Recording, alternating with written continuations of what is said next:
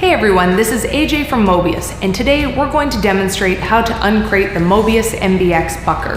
To uncrate the MBX, we only need to remove one side panel, so orient your crate with the side labeled "Open this end" facing your working area. The only tool you'll need for the next steps is a drill with a Phillips head bit. Remove the wood screws around the perimeter of the side panel and then finish up by removing the screw on the top panel that is securing the side panel in place. Set this aside for later use. Next, remove the 2x4s that are securing the base of the MBX by removing the screws on the outside of the crate.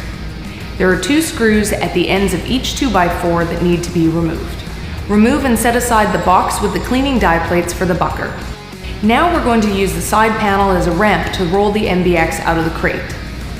Place the side panel with the top wood block facing up and toward the machine, using the lip of the crate base for support. We recommend using one of the screws you've removed to secure the ramp into place. Now you can unlock the casters and roll your new Mobius MBX into action.